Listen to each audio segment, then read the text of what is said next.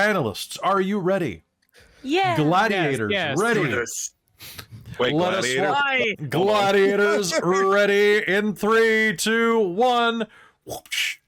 This is Hello. Sparta! This is Sparta! All right, hello everybody. This is How to Win at D&D and Other Tabletop Games. I am your dungeon host master, Kelly. I use he and him, and I am very excited to be here tonight because we're going to be talking about all of the fantastic ways that you can win at D&D and other tabletop games. Before we do that, though, I just need to do a quick shout out to our sponsor, Bookworm Games. Bookworm Games is a Vancouver area proprietor of dice and dice paraphernalia that does everything from standard dice to resin dice to wood dice to gemstone dice, including their brand new D10 sets made of amazing gemstones in the theme and legally distinct copyright-free vibe of World of Darkness properties like Vampire the Masquerade, but not legally Vampire the Masquerade. You should definitely check them out right now and use code DorkTales to save 10%. They're a fantastic sponsor, and I thank them so much. Michael, thank you for being with us again for another month. I can't wait to see if you still love us in May. And with that, I just got to remind everybody that this is a fundraiser for Dork Tales. So if you like what we do here and you want to see us succeed and continue to grow and change, please put some money in the tip jar. You can also donate on Ko-fi. You can also join the Patreon. We just crossed 151 patrons, where we are going to be having a Star Trek Adventures game. At 180, we're going to have a random pull to see what new game I'm going to run. I said I wasn't going to, now I will. And at 200, I'll run another game, and it'll be an Avatar: The Last Airbender game. The cast is already told me that they're playing. I posted it in the Dork Tales team chat, and everybody was just like, I'm in. It's gonna be the queerest Avatar game ever. The second queerest. Isn't that Korra? Avatar's already so queer. But it's gonna be Airbender, so it'll be better than Korra, because the original series was better. We're just gonna queer it up. We're going to find that middle ground. So that is going to be it. And also, I have to ask you all one more favor, and that is that I have a couple of guests down below. I have Charlie and I have Kelly. Please go follow both of their stuff, like and subscribe to everything they have, and take a look at their Patreons and other forms of income as well, because they are wonderful creators, and I am very happy to not only have them as panelists, but to call them friends. So thank you so much. Kelly, Let's you're so do. sweet. I'm genuinely actually a sweet guy. I just am a loudmouth, so you never know. I wasn't saying you weren't. But you all are very lovely. And Charlie, we were talking about you behind your back earlier and saying how nice you are. We were actually, Chris was there for it. We were like, Charlie was really nice, really fun. Yeah, Charlie's really good. Oh yeah, I also really liked just going off about everybody we've had. But hey. There goes my bad girl rep. Darn. What a bitch. I mean, we like her, but she's a bad bitch. They a bad bitch. I try. Speaking of bad bitches, let's say hello to Chris. Oh, that's me again. It's you. Yeah, you're to my left. Hi, I'm Chris. I go by Digiblog in the chat and the Discord. Use he, him, or they pronouns, and you can find me on Dork Tales and sometimes also on Dork Tales. If you find me on other social media, I'm only there for the memes, so don't expect anything. Meme. You're just a complete glutton for the memes. All right, over to Robin. Stories. Hi, I'm Robin. I use she, her pronouns, and I am second gen gamer in the chat. You can find me here on Dork Tales. And because of how I heard like and subscribe, I want to now play an influencer werewolf whose name is like and subscribe. Like and subscribe. That's pretty great. Yeah. Yeah. All right. Speaking of an influencer, the influencer of our heart is Trazelta. Hello, Trazelta. Hello, Trazelta. Hallelujah. I've been speaking a lot today. Sorry.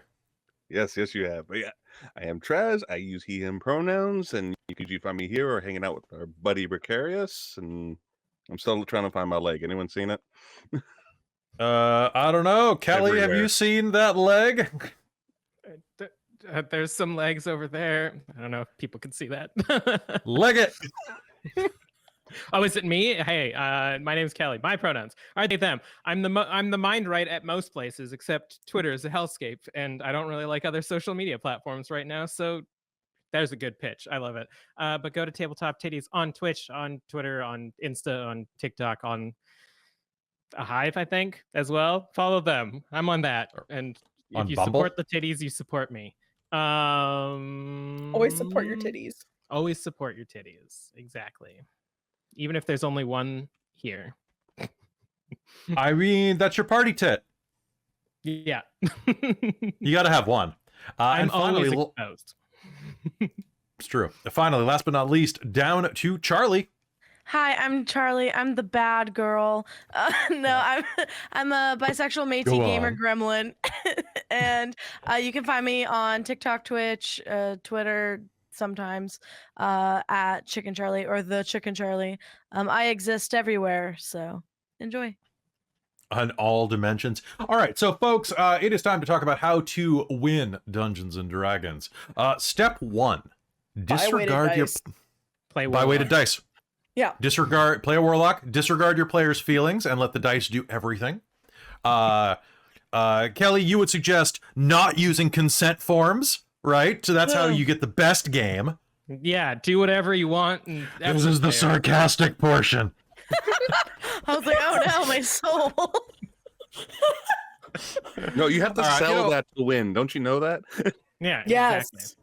No, fair enough, fair enough. So I think I'm on the wrong panel. So the point of this, yeah, that's fair.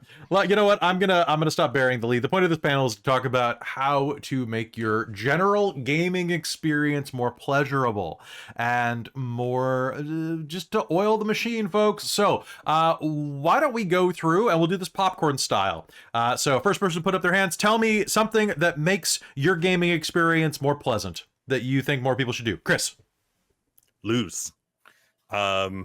I think overall, like one of the some of the best moments in the game happen when you can always fail rolls, and sometimes that's a great mechanical way to do it, but it's when you have struggles to overcome that helps create part of the hero's journey, so to speak, and also it gives like your other players moments to shine.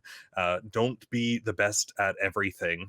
Just embrace when you trip, or I know it's not technically like the rules, but those critical failures and those fumbles, and have fun with them, because they really are great moments, and sometimes those incredible successes are the things that you remember the most from it. And by doing that, you can help everyone else have moments to shine as well, because it is a collaborative storytelling experience. Fantastic. Who's next? Kelly. Communicate. I don't know why, but I'm subscribed to the D&D subreddit. It's a bad idea. 90% of the problems I see that come up could have been solved through communication. I don't like how my DM is treating my story. We didn't plan the characters in the beginning, so we're not connected. My stats are bad. If any of that was communicated at any point during the process and you're open and comfortable with talking about it, your game will be fun and enjoyable and not a pain in the ass. Robin. For things like D&D, to make life easier for the rest of your party and your player, know your fucking rules. Like, You don't have to know everybody's rules. just know your yours. own. The DM has to know everyone else's stuff. You just have to memorize your own. It makes gameplay and combat go super simple, because combat can be the worst sometimes when it takes an hour to get to your turn, and then you're on death saves and you're like, well, fuck. Yes, Kelly. Here's a controversial opinion. If you are playing together in a public space, or like in a residential space around a table or something like that, and you were doing a game session that lasts longer than 2 or 3 hours, bring food that has nutrients in it.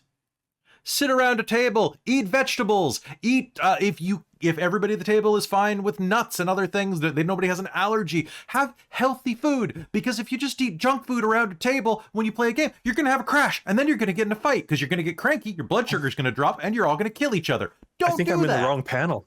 I think we need more fire pits with rotating pigs, though. Ooh, In the middle of the yes. table.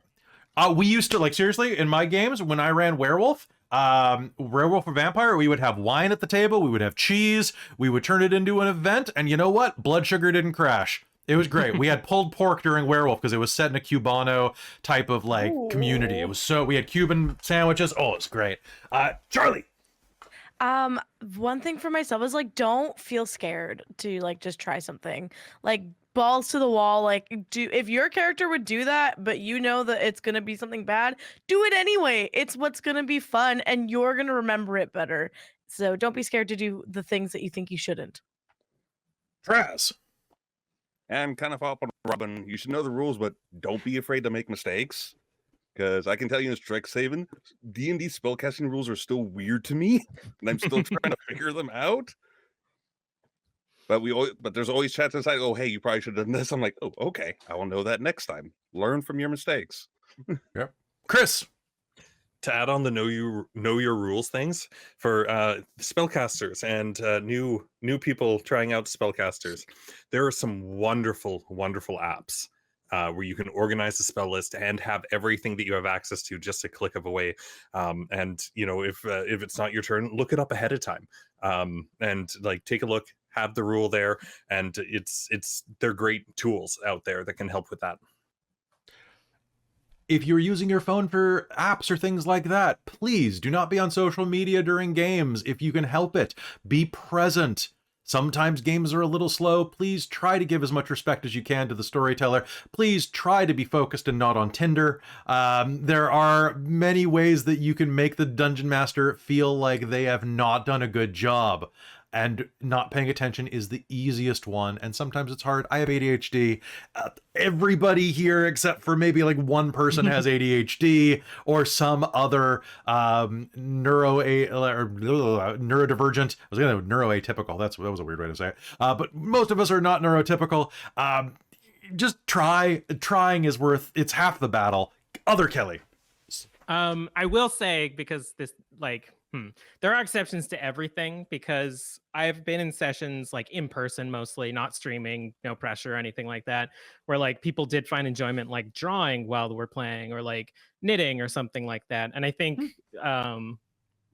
not being on stream and not trying to do it as a career, like find the way that you're most comfortable at the table, because at the end of the day it is like hanging out with your friends and playing a tabletop game. So if like browsing social media helps you, I mean, I can browse social media and pay attention because my brain splits into two, and one of them's occupied by game rules and stuff like that. But like if do it until it becomes a problem, or again, communicate with your other players and be like, I am still paying attention, I'm just drawing, or whatever helps me pay attention during the sessions. Communicate.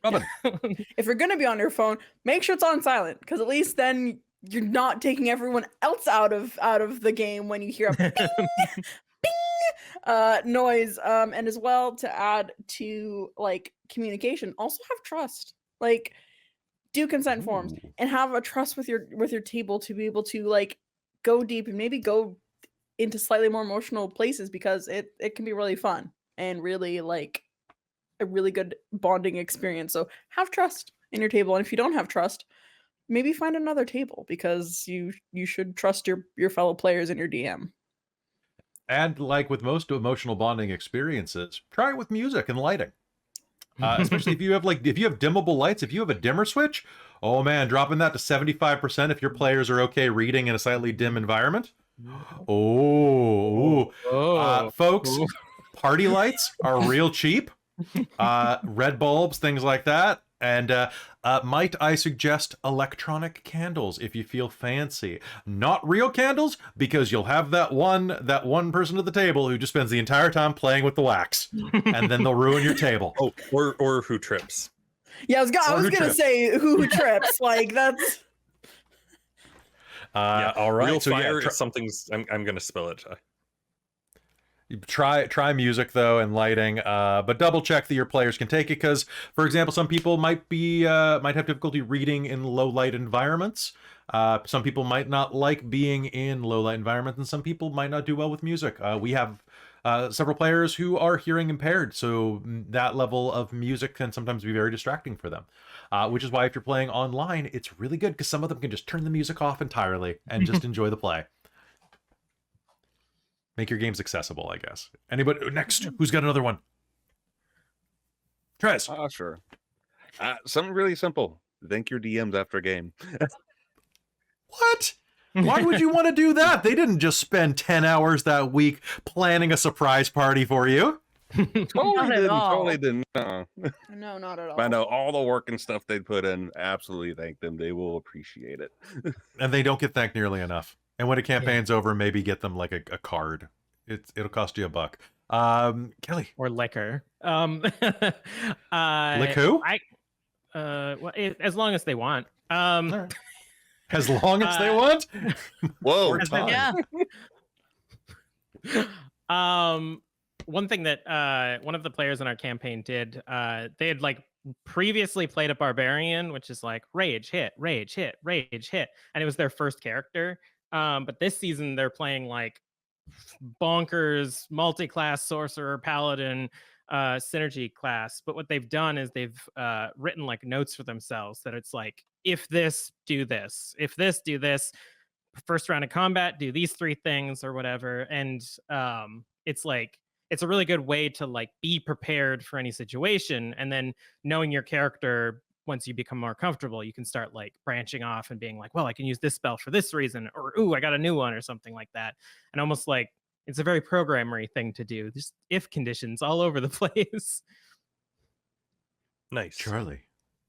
I think that something people don't do, or like I do because I'm a theater kid, but really love your characters, because even when you make funny characters, like I've made a few joke characters myself, but it gets really difficult to play the character after a while. So like really get to know what your character's wants and needs are, like make a playlist for them or Pinterest boards or write them little letters to each other. I've done all of those. It's awesome. Pinterest is good for 2 things: planning weddings and planning tabletop games.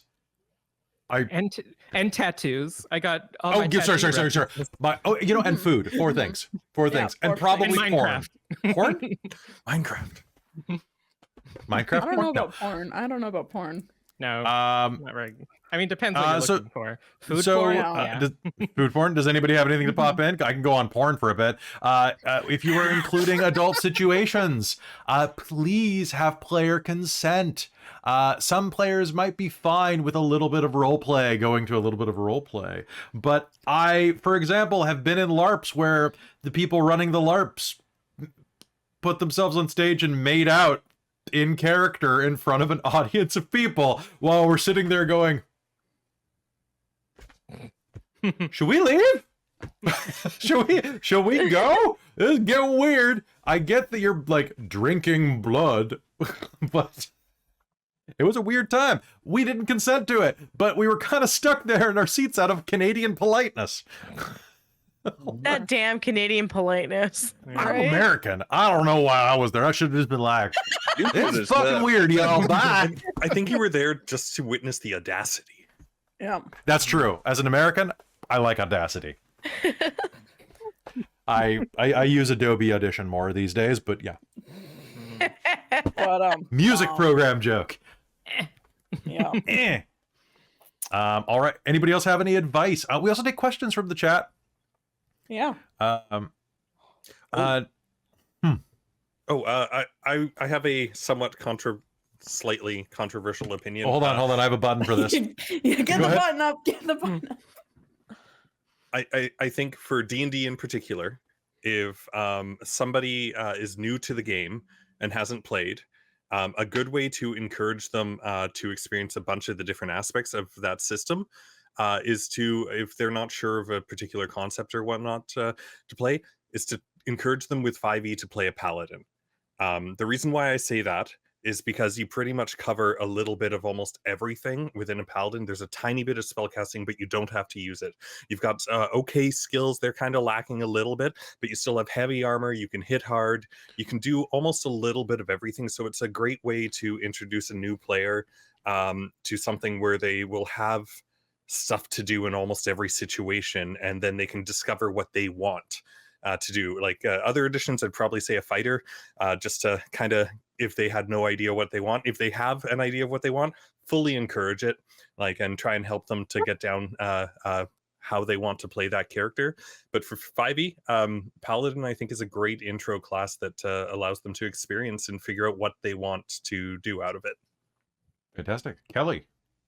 Kind of like snowballing off that, like if your player doesn't know what they want to play or doesn't have an idea, like encourage them to pick something from media. Like if they want to play Jon Snow or they want to play like Korra because it's their favorite airbender or something like that, then just encourage them to, and like help them make that character feel like the scenes that they remember from their favorite shows.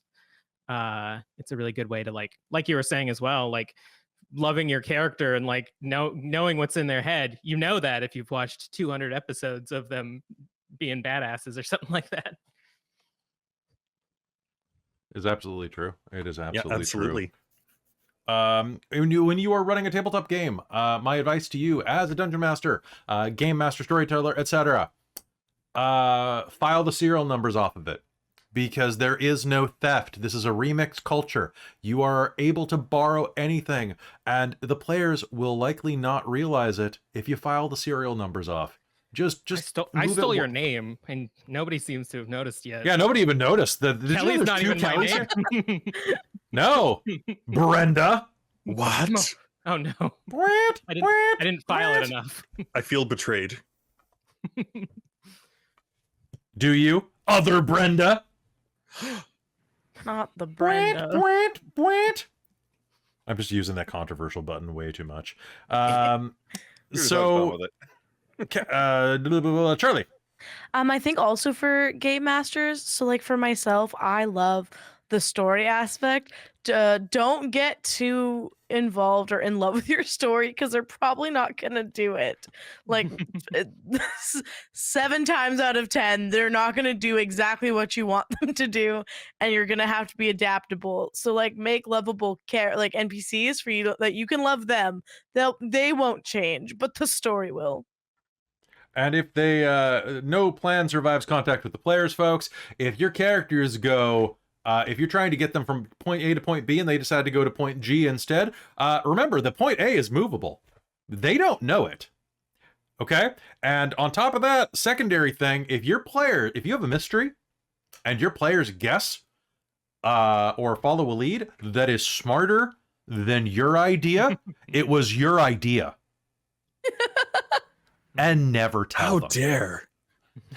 Like, if your players are smarter than you, which, you know what, there's a thing, okay? I know everybody wants to be the smartest person in the room, but there is a great quote that I always love, and that is, if you're the smartest person in the room, you're in the wrong room. Okay? Because you're not growing or learning. Your players should be contributing. I'm in the wrong panel then. Oh, I didn't say smart ass, I said smartest. So, like, if your players have a great answer for something, though, let them be right. What is it? They're going to remember their success more than you're going to remember. In fact, your memory is malleable. You'll probably think that you did it in a couple years anyway. Kelly. This is gonna make me seem like such a nerd. I Too late. learned something from the creator of Homestuck that early on in telling his stories, he would throw just random shit into the story without any idea of where it's going, so that later down the line he could start like drawing from those or like incorporating them and like building off of them. And it's something that has really helped me as a DM, because I don't prep a lot. I prep like scenes or characters in my mind and then present them to the character. But sometimes in the middle of a scene, I'll just be like, yeah, and then they found a gem, or like, oh, there was like something streaking across the sky, and have no idea what that's gonna be until I think of something later. And oftentimes I'll be like lying in bed at night. I'll be like, oh my God, I did that thing earlier. That could be the thing that they saw. Oh my God. And then it could land here, and I want them to go there, and they're going to find the thing. And then I'm really, amazed. It's all when coming that together. happens. Yeah. Love when a plan comes together. Chris, what do you got? And then let's answer a question. Oh, yay. Sorry, my mind went blank there. Something else that I think is a great thing to do with games is to kind of a variation of the rule of cool. For storytellers, game masters, and players, the fluff and the thematics of something is easily mutable and changeable to fit into a character concept. I know in the past I've played with some people who get very into like, nope, these are the rules, that's this, it looks like this, it does this, it does this. But as long as like if you're worried about balance, just keep all of the mechanics the same and just change like how something manifests. Like my favorite example of this that somebody let me do is I played a goblin spore druid in a game, and he let me the game master, he let me change all the thematics of all my druid spells to stuff to do with mushrooms and shrooms. So like the good berries, this is a little gross, but the good berries were like little shrooms that he was literally growing out of his back. Nobody ever wanted to eat them, which was fantastic, even though That like some of fixes them were Goodberry. starving. And some of, but it was fun, and it kind of fit the concept of this character who was like in this symbiotic relationship with this semi-sentient fungus. And so be open to like nothing changed about how that mechanic was used. And so it's be open to that and realize that, you know, you can change the descriptions of things and the thematics to help make a character, and that makes the system so much more versatile. All right, so we have a question here. Actually, I have a lot more I want to add on that, so let's put a pin in that about reskinning and things like that. But Council Member LaRouque asks, how detailed of a backstory do you personally prefer? Charlie. As a writer myself, I write novels for backstories. I have Google Sheets upon Google Sheets, and they have all that. As a DM, I don't need that much information. So I think somewhere in between, like a basic, like they are this tall and they have a mom that died, like in between there to like a novel is like the perfect amount. Over to Robin.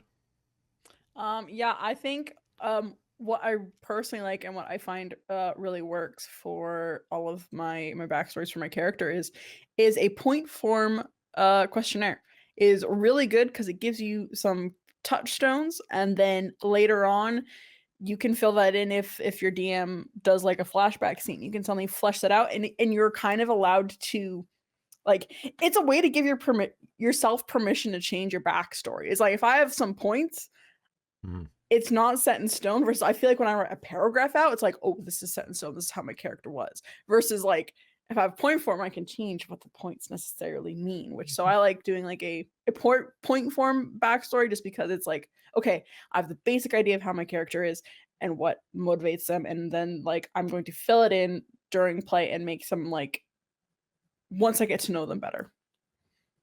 All right, I'll go then, Chris. As a Dungeon Master, Game Master, Storyteller, I hate long backstories. I don't have time to read them. And I think that cuts a lot of the narrative enjoyment out because I control time and space. So, like Robin, if I ask for a point form thing and you give me point forms of the worst day of your life, I can always run that as a flashback and we can make it even better by having you do it once you know your player. Or know your character, because you don't know your character when you're first starting a game. You have an idea of them, but until you open your mouth, you have no idea what they sound like. You have no idea how people treat them, you know? So it allows you to customize your backstory. I have a Google form that I send out for new campaigns, and there's a line in it that says, what is your backstory? 200 words or less, more, and you're a surprise amnesiac. Meaning that I won't read it if it's longer than a certain amount, because I don't have the time for that, nor will I have the, I don't care. Because that is not what is going to be actively portrayed. I want you to have a sense of a character. And that is hold on, I got a button for this. That is my controversial opinion. Chris. I don't like writing backstories for characters. I personally have a lot of difficulty with writing and putting my thoughts onto paper. I'm much more verbal with it. And so I do often skip it or try and do it as verbally as much as possible because of my personal difficulties with writing. So be open to other forms of, not everyone is able to, as the same kind of gift or ability to put things in writing. And it's I mean, I can still come up with the concept. I can still like share it and whatnot, but like actually like you ask me a question and my mind goes blank, and like I have no idea, and then it ends up with just something that I just kind of fill out and completely forget the next minute of what it is, and so it can be difficult, and I think it also depends on like for backstories, like how much is being asked for. Some people might like a lot, and it's all goes back to what Kelly said about communication. That's fair. Was it Kelly or Traz first out of the? Either's good. Why don't we? What's that? Whoever wants to go first, go. You can go. I'm Canadian. You can go. That's true. So we'll go Traz, Kelly, Charlie. Oh, you might be muted. Traz, are you muted? Oh no, the hardware. Is your mic doing the thing again? We lost Traz. Did a dog unplug your mic? Traz! It's a La Sombra. Am I right, y'all? It's Los Hombres. Okay, Oh, Kelly, no. go. Okay, let me train back to where I was to remember what I was going to say. Yes, 100% about like multimedia forms of making your character. I've had some people like send me those maps, the like relationship maps, to be like, this is my dad, this is the thing. But one thing I will say, because we've sort of been talking more about like players that want to give you a giant stack, and I've had some people who like have a general idea of what they want their vibe to be, but have no idea of like where this character's come from. And I think what I ask as a DM is that if you come to me with that, have faith that I will come up with things for your character's backstory that respect what kind of vibe you're going for. But I'll also sort of like poke for some of the like more controversial ones, like if like say you had a stalker, that's something I would confront you with and be like, hey, I'm thinking of having your character have had a stalker or something.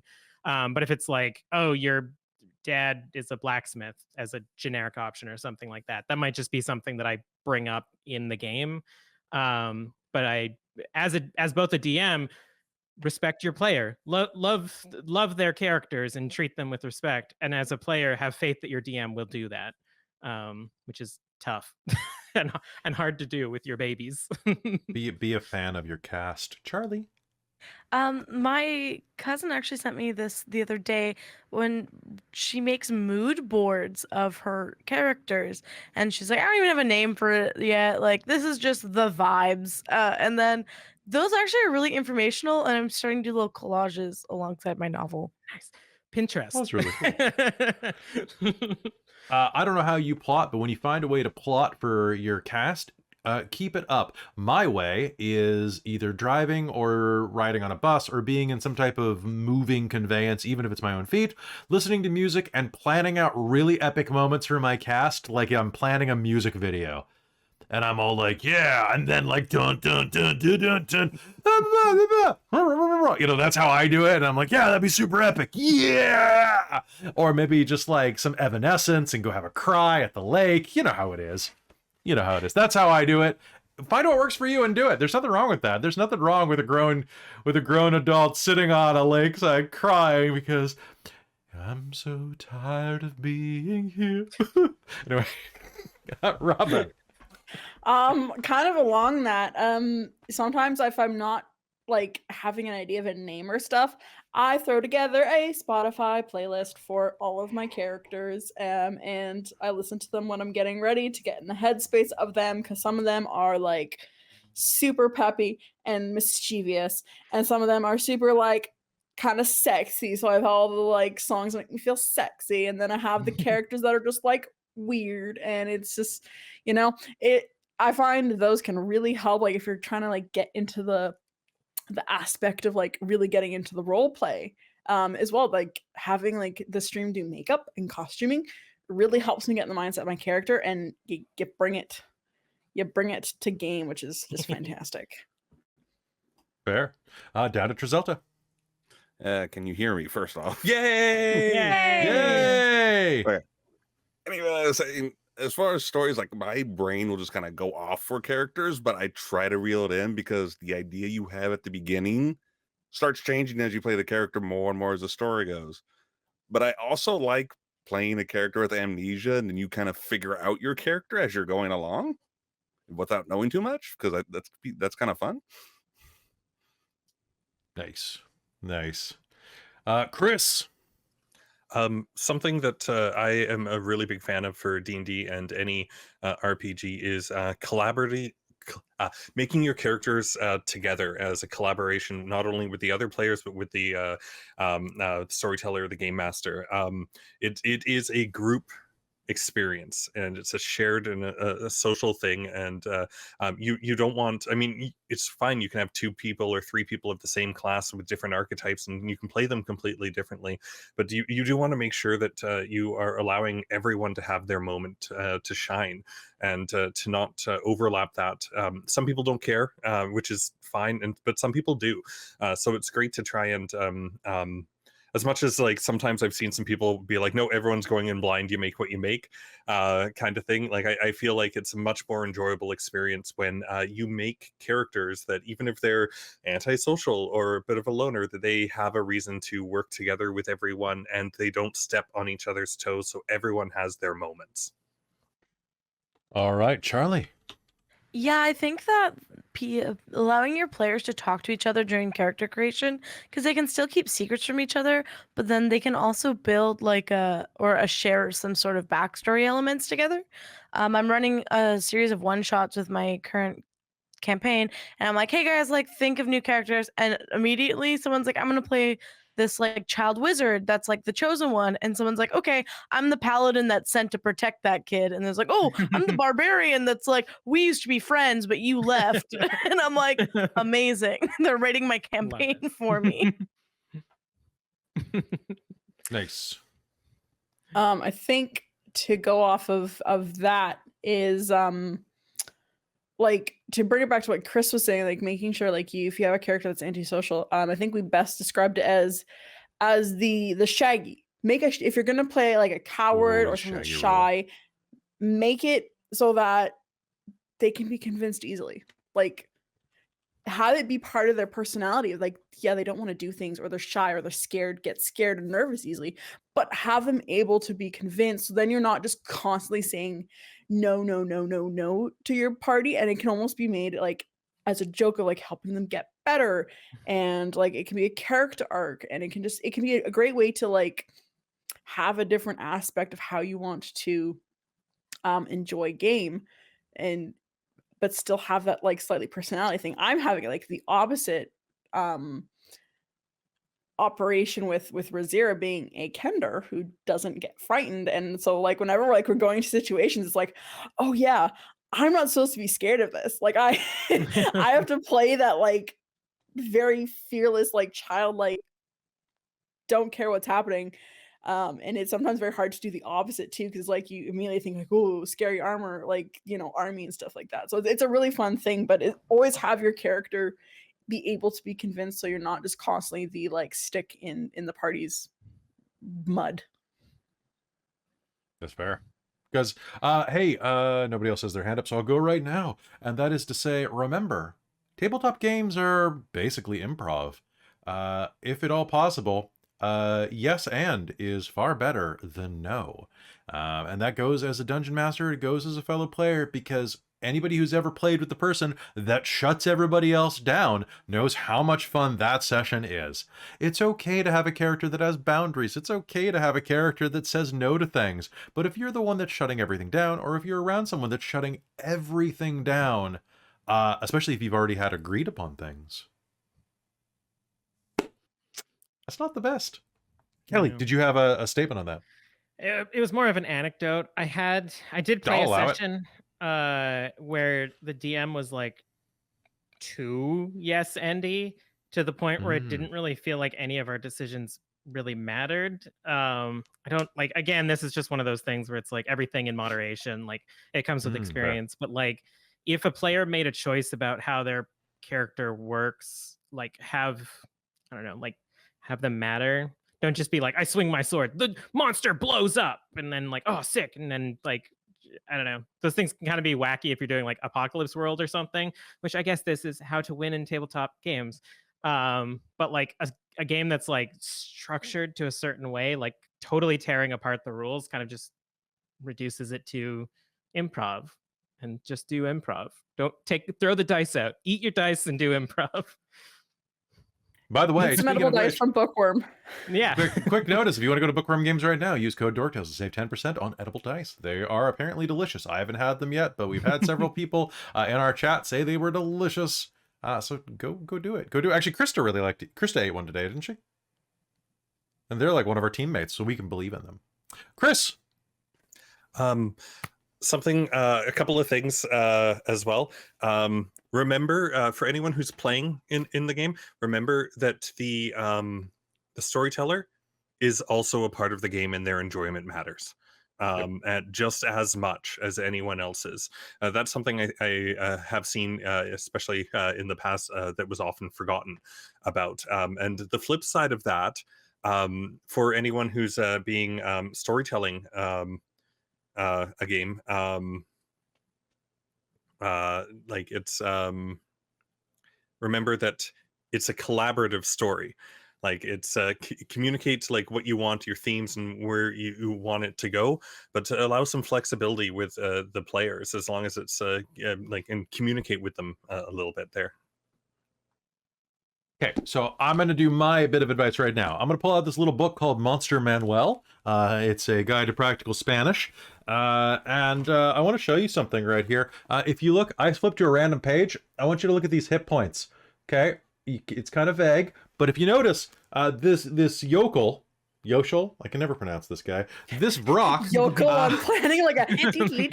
It's pronounced Josh. It's canon now. Hey, y'all. Y'all, what are you doing around my swamp?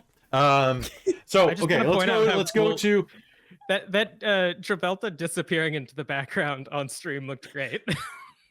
I mean, that's why we do here. This is why you should donate right now. So this red dragon, right? This adult red dragon has 256 hit points. You will have players that will swear up and down, it has 256 hit points. I memorized the monster manual. Don't memorize the monster manual, because guess what? If you look here, that is 19d12 plus 133. That is an average hit points, which means that as a dungeon master, if you're finding your players are blowing through things, take the high end value of that perhaps. Or if they're having trouble, take the low end value. There's no way that you know whether the players will never know whether or not that dragon has a sinus infection that day and is down some hit points. Maybe they tripped and stubbed their toe on some of their treasure. There's nothing. Just whatever makes your game more fun, guys. A lot of dungeon masters will say that a monster has as many hit points as it takes for it to be dramatic. I don't actually agree with that. I think that if your players ever find out you're doing it that way, they will start to lose a little bit of faith in, as Kelly was saying, then, well, it doesn't matter. I just swing my sword and it explodes, right? Because then the mechanics aren't there. But be a little flexible with it, it's a game. Charlie. Maybe it was you that was talking about this, but I was listening to some sort of podcast where they talked about imagining your monsters from both ends. Like, what does a low-end mind flare look like compared to the high-end mind flare, and where are their differences, and being able to level your encounters that way. That's absolutely true. And another thing you can do is reskin stuff, guys. Okay. I have a constant thing in my games. If you're playing a wizard, a sorcerer, a spellcaster of any type, and you're like, man, like I really like fireball, but like I'm an ice wizard. I'm like, cool, take ice ball. Well, what's ice ball? It's fireball, but it does ice. Well, but that's not in the book. I don't give a shit, man. Just take it. Like, and if you're worried about power balance, you can just limit it to the basic elements. You doesn't have to be a force ball, because everything gets its ass kicked by force. Okay, it doesn't have to be a radiant ball, but fire and ice are about the same, and don't come at me with your spreadsheet of how many people have resistance to fire versus ice. Kelly. I'm going mostly based on the fundamentals that elementally fire and ice could not be any further from each other. You said they're basically One would say they're direct opposites. Listen here, Kelly. Let me talk about science. They're both covered by the sphere of forces, baby. A fun little thing as well, like for a player, like challenging yourself. I last season I played a Blade Singer. Don't at me, I know they're OP as fuck. They're But so good. I made a conscious decision that like her whole backstory was that she was like she's kind of like the creature you see in the fog out in the snow that you think that is like a hallucination or whatever. So the only thing I ever took was ice spells, like mental manipulation spells, and things that made me disappear, because I was sort of like, that was my whole vibe. And even though as a wizard, I should take Fireball, I should take all these things, I didn't, just for like flavor. This season I'm playing like a spooky spirit bard, and all of the things that bards should be taking, I'm not really taking. I'm taking the things that flavor more to like the haunted gunslinger bard lady. And like the meta isn't always the most fun. Playing something that like fits within your mind palace of what your character is can oftentimes be more fun, at least for me. Yes. Yes. And when you're introducing monsters, folks, the same idea, like customize the shit out of things, okay? Other things, thankfully, newer editions. Kelly, you mentioned earlier that you're on the D&D subreddit, which is the worst place to be. When I'm editing videos, I like to put on mindless entertainment, so I put on D&D horror stories a lot of the time because they're zero brain activities. But so many of them are like, I lost my train of thought because it's late and it's been a long day. But so many of them are talking about how, monsters have to behave a certain way because they are a certain alignment. Well, you can't have like a good green dragon. Why not? Let me tell you about Puff. Puff the. I was... Yeah. Yes. It seems we have gone to Honolulu. Yeah. But I mean, like, who gives? For one, they've taken that out of all the new books. Fight me, it's a better concept because nobody expects a gold dragon to be a huge dickhead. Or at least not one that's going to screw your party over. So good. Kelly. You can get that controversial button ready. Okay, but if you want to be better at playing D&D, try other games. Diversify your tabletop games, play other things. Other systems can teach you how to enjoy your favorite system way more than just hammering away at the same system over and over again. I incorporate a lot of like Monster of the Week things into our vampire game. I incorporate like I looked up quests, and now there's some mechanics from quests that I really enjoy that I start throwing into some of my campaigns. Just like you said, file off the serial number and wholesale steal mechanics from other things, and stop just playing the Monopoly games.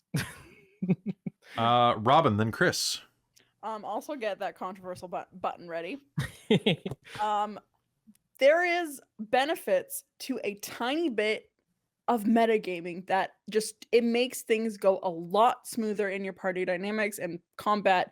If you have just like, don't metagame the shit out of metagame, but you could have a tiny bit of metagame that's actually really like beneficial. Give me an example to playing.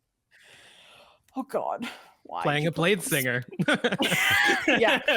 So, bit of metagaming. Okay, for our D&D, like for our Dragonlance game, for example, we discussed and about like things like we want our cleric to do the healing, so our bard doesn't have any healing spells. So that's like for a future thing, just to make sure we're like keeping things separate on our toe, like, and making, because especially in the Dragonlance setting, healing magic is a huge thing that is kind of rare. So we adjusted that for our game, and that was like is a little bit of metagaming beforehand that is help really, Dude, that's why we have the best Dragonlance game on the internet right now. Like, our game is so, like, it's just chef kiss. It is classic and beautiful. Because we communicated, right? And because we all go in loving Dragonlance, and we try to make it the best Dragonlance game we can. And you make choices based on that. You're like, oh, my character is a freaking hero. Chris, then the dragons fuck. Oh, I'm good. With their lances, yeah. It's a euphemism. So is Traz's leg. Traz, you're up. Okay. Where are we putting Traz's leg? I don't know. I'm concerned now. But anyway, as far as like the game, like when you're creating the character, be okay with some bad stats. Oh, Because your character is not perfect. It's going to have flaws. those are called flavor stats. Right, I love a negative stat. I love a negative stat in there. It's just like, mwah. This is a flex, but I have really good rolls when it comes to my stats, and it bugs the hell out. It bugs me though. I want like I want a 6. Give me a 6, baby. Let me put that shit in wisdom. I'm gonna be so yes. Oh my gosh, that is so much fun.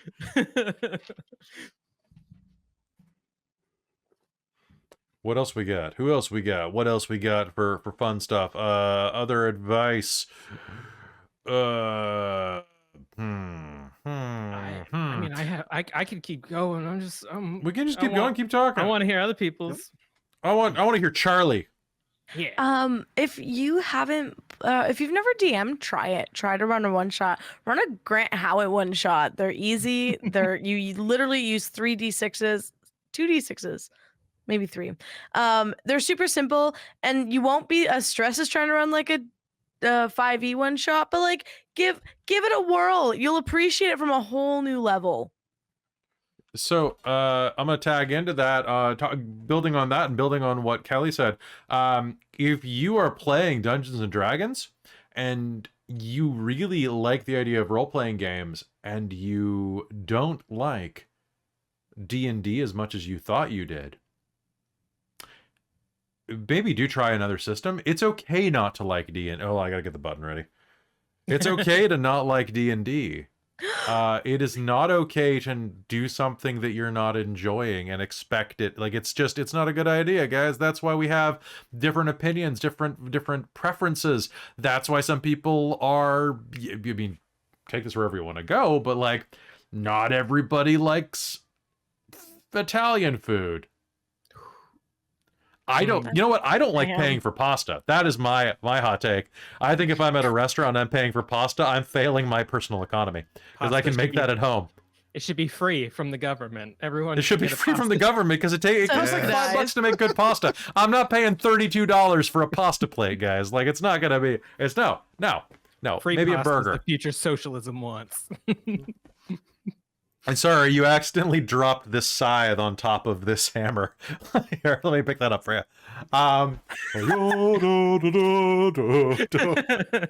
It's like one of my favorite TikToks. The guy who puts the hammer down on the scythe by accident, and the communist theme starts playing. Like, oh god! Yeah. Pick that up.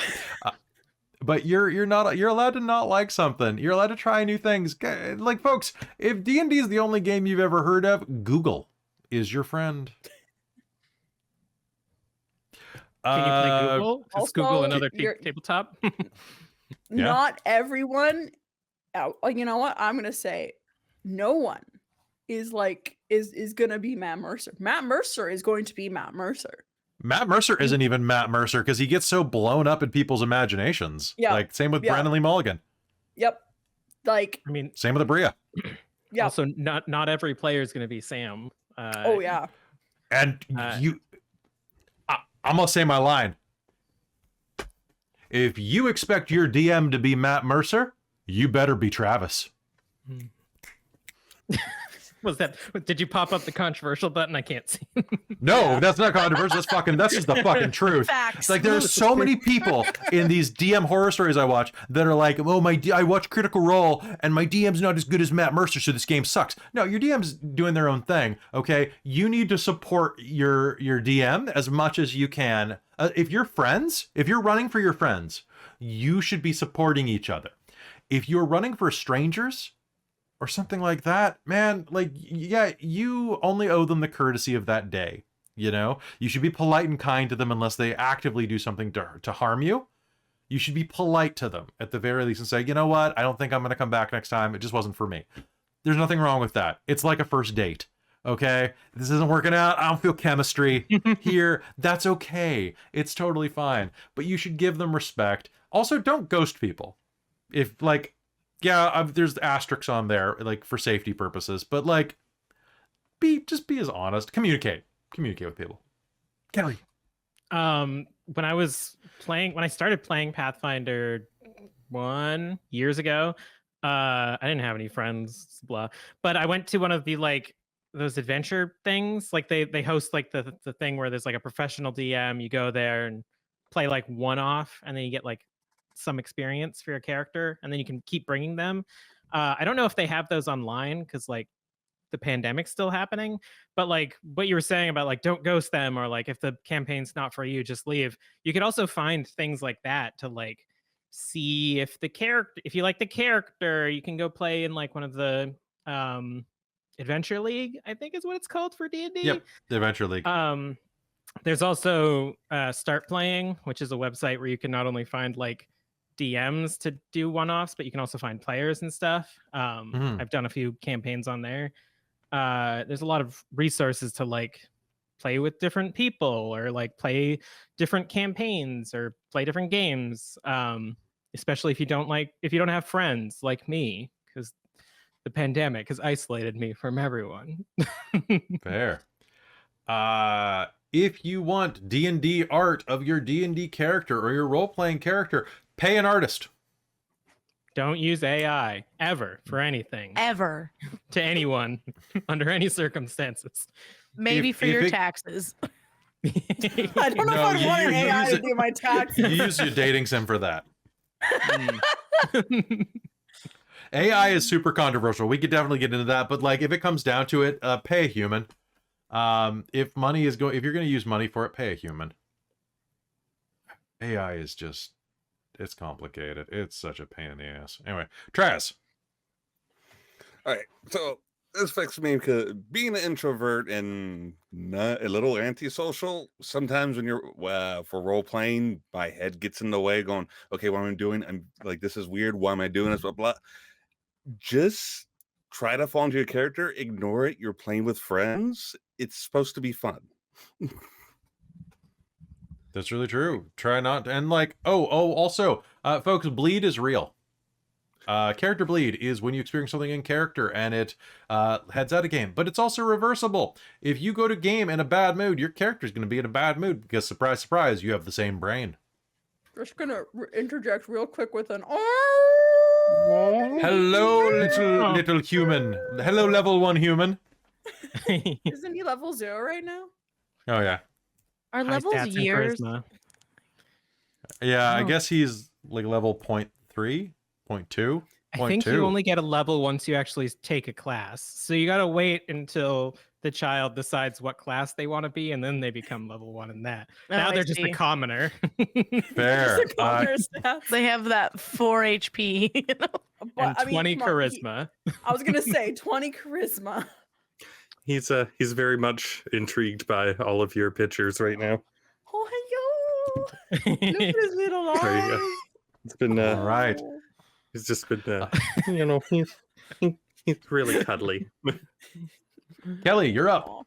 Kind of what you were talking about of like coming to a table in a bad mood. Don't use your friends at the table as therapists. If you need a therapist, go get a therapist. Pay for one. Yeah, like your friends want to help you, and like talking to them aside and like DMing them or like getting coffee or whatever is one thing, but like sort of co-opting what is supposed to be like party night is not the right time to do therapy. Just like either, you know, reach out to somebody. Also on the flip side, if somebody comes to the table and they seem like super out of it, like either take a break and be like, hey, how are you doing? Whatever. Check up on people.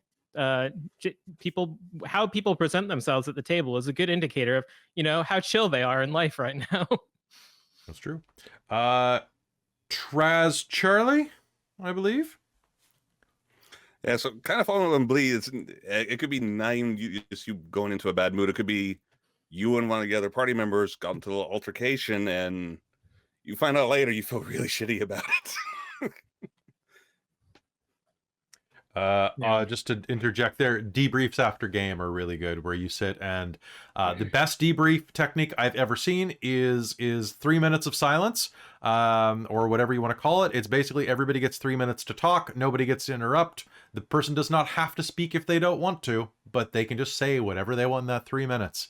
For particularly stressful games, like we ran one that involved being trapped in a it's a LARP called Sarcophagus. You can look it up on the Golden Cobra, and it involved being trapped in a bomb shelter that loses its air circulation, and you all eventually die at the end of the game.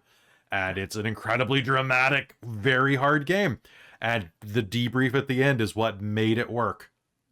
Everybody was crying and screaming. It was a wonderful, therapeutic, cathartic time. But man, without that debrief, we would have imploded. So Charlie, Kelly. Yeah, so this is something I actually learned in acting school that I think plays really well in TTRPGs. Is like we all use our characters in some way for like self-expression, or we put a little bit of ourselves into our character. Like I know lots of queer people in the community talk about how they use it to figure out their stuff in a little fantasy safe way. Make sure if you're putting something into your character that you are like okay about it and that you're healed about it, because it's gonna keep coming up and you're gonna keep like self-triggering yourself. So just like when you're trying to go into your emotions, pick something that you are healed from, that you can draw the emotion from, but then like put back on the shelf afterwards. I'm sorry, I exclusively play Warlock for my daddy issues. What are you talking about? All of your characters come with knee pads. This might explain why I like Warlocks so much.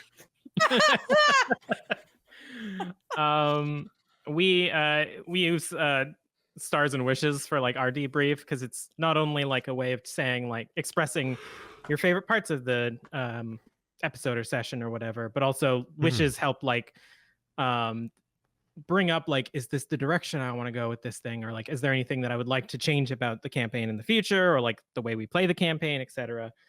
We also have a bunch of resources on tabletoptitties.com/resources for like consent and safety tools and X cards and all of those things that we liberally use on our show to make everyone feel not only safe but like taken care of. You darn liberals. Yeah, our show uses them only exclusively with the left hand. Damn. So, left, right. What else do you do with that? No, I'm not gonna do it. It's support the low-hanging fruit. titties. Oh yeah, fair. There we go. Lifting them up one titty at a time, you know? Yeah. lifting hearts and titties. Lifting hearts and titties, one titty at a time.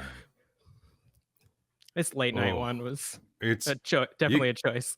you can tell that I've been doing panels all day because my voice is starting to get really sexy by accident. I'm the Accident. Yeah, accident. I'm a for witcher. sure. I'm here to witch things. Witch things, exactly. Witcher, Spooky. I hardly know her. I'm the greatest witcher that ever was. You might call me the witchest. I was gonna say you're the witcher that ever watched. You're the watcher. I'm the watcher. Oh, by the way, if anybody's looking for a broken ass class, there is one from Animal Adventures by Steamforged Press or Streamforged Publishing from their new book called The Watcher. Streamforged Games, thank you. Called The Watcher. It is the most broken ass thing, and I'm so sad that I'm not playing it in the Radiant Citadel. It's so good. Because you're It's not a dog. It's not a prerequisite. I don't know if this is loud, but I have a question. Talking about winning and talking about characters. What is? Yeah. I mean, this is gonna be hard. What is everybody's favorite character that they played? Oh no. I have a All clear answer. Charlie. This is the first character I played getting back into D&D out of middle school. I found a meme of a duck with human teeth, and I went, wouldn't that be a funny barbarian? So I made a duck that wore dentures because he thought they made him look cooler to other people, and his name was Duck. He was just a barbarian. He was and he had the spirit people that like would come and block hits, and they were just Canadian geese. He was my favorite, and I loved him so much. Very good. That's pretty great. All right, Traz, what do you got? All right, so I haven't played a lot of characters, but I'd say right now it'd have to be Telbron. It's been the character that been. I didn't think I could play a character like him. Oh my god, when you hit me with some of those those lines, it was like legit Robin got flustered. I was just like, where is this coming from, Trad? Holy shit. You just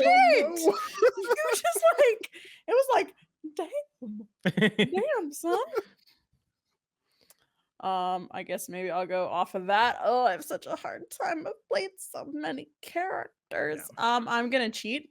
Say my favorite World of Darkness character that I played is Darcy, Obvi. She's pretty great. And then my favorite D&D character, because I couldn't choose between Darcy and that. I think it's so hard. Riz is coming up as a new favorite because she's so crazy. I love her. But right now my still top contender for favorite character is Ivy, who I played in our home game, or not home game, but our homebrew world in the Reign of Emeries. She's been she's been a very unique character for me. So I think she's still my fave. I love my girl. All right. Anybody else got one? That's really hard to narrow down. I think I've really enjoyed almost every character I've played for various different reasons.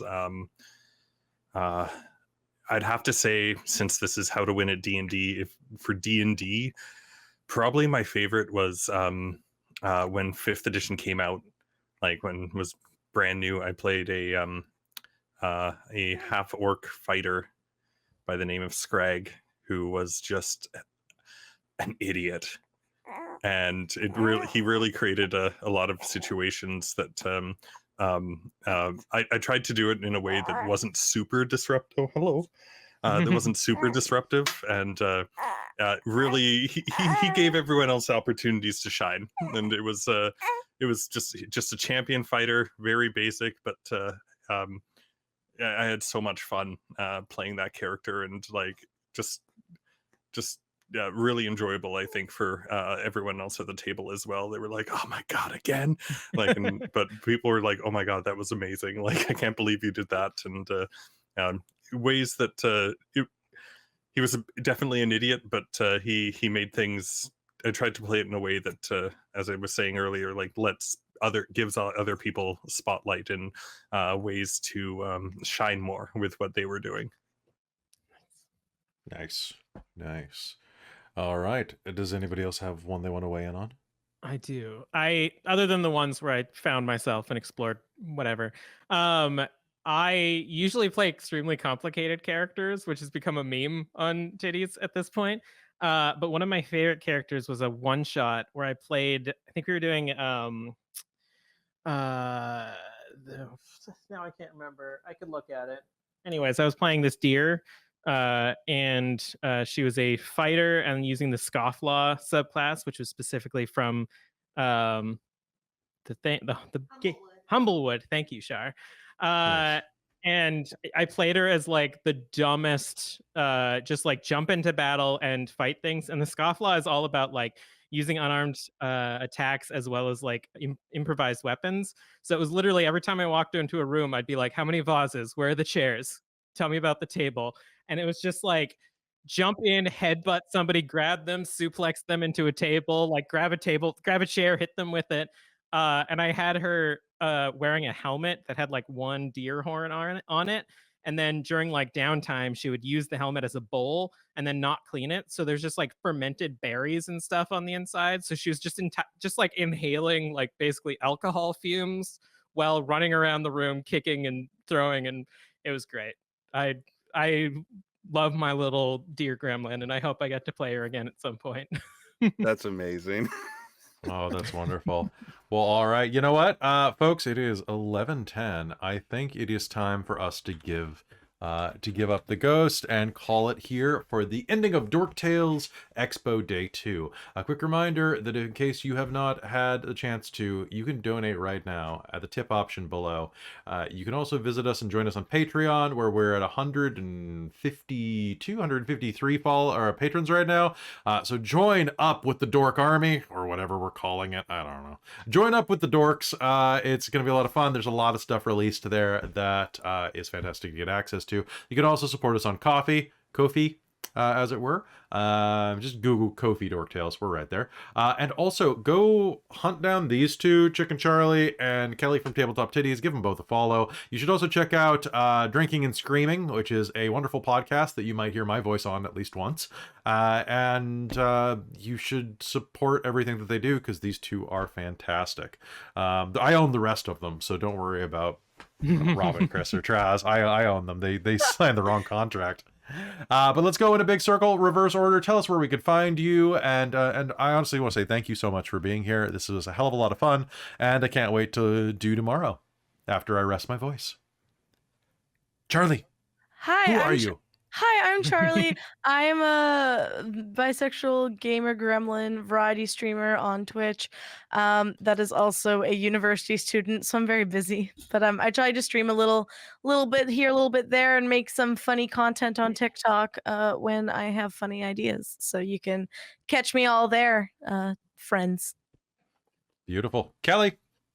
Hello, my name is Kelly. My pronouns are they, them, and I am all the back end stuff for Titties. I do all the streaming. Well, not all the back end stuff. All the technical back end stuff. I do the stream. I do overlays and stuff like that. I'm also the storyteller for our vampire game. You reminded me, I'm on Drinking and Screaming, which is our horror and cocktail podcast. It's a really good podcast. Like, you should really check it out. Like, honestly, genuinely a plug from someone who listens to it and like is not just doing it because I know Kelly. Yeah, we gotta start making episodes. It's been a busy time. I'm the mind right on everything, but I've been trying to find my social media of choice recently. Also check out Three Black Halflings, where there's a series called Big Trouble in Little Menus that I am a guest on, as well as my partner Shar. And I'm sure I'm forgetting something because I didn't write any of this down, because why would I? That'd be preparing. And I don't do that well under pressure. Bum, bum, bum, bum, bum, bum, bum, bum. Don't worry about it. Everybody follow Kelly. They'll eventually get where they're going. I'm so tired. Trez! Hello, I'm Trez. I use he, him pronouns. You can find me over on Precarious the server, or you'll start seeing me here a lot more often in the coming weeks. And I apologize in advance for any chaos I cause. Promise. That's a great outro. Robin. Hi, I'm Robin. I use she, her pronouns, and you can find me here on Dork Tales because I love playing games here and it's so fun. But yeah, I am super tired as well, and yep, this is exciting. This has been such a fun time, and yeah. Chris and baby. Hello, it's Chris here. I use he, him, or they pronouns, and as well as we've got little Orion here. I go by Diggy Blog in the chat and on the Discords, or maybe I should change that to Daddy Blog. Daddy Blog. Do it. One big thing that, or two big things that I just want to say, if you take anything from this, communication and love to lose, and just roll with it. Would be my two biggest things of advice there. And yeah, hope to see y'all later. And thank you for letting me grab the little guy for this for a little bit. Appreciate it. Absolutely, yeah. Always, every time. Baby's got some good points, I think. I think so. I think so. You need to raise your hand, though, if you want to talk. Yeah, rude. Oh, you raised his hand. All right, never mind. I stand corrected. Yeah, ruined the other. I didn't see you do it. That would have been great. You shouldn't have spoiled it. Folks, thank you so much for tuning in to How to Win a D&D. Hopefully now you will conquer your D&D game. You will win it at the expense of everyone else by forcing them to have a good time and to make fond memories. Consensually, of course. But anyway, thank you so much for tuning into this episode and this day of Dork Tales Expo. Quick reminder to please support us because this is a fundraiser and we're very tired. And join the Patreon, and we will see you tomorrow bright and early with Crafting with Death Ray at 9 a.m. Good night, everyone. Good night. And good rolls. Good night.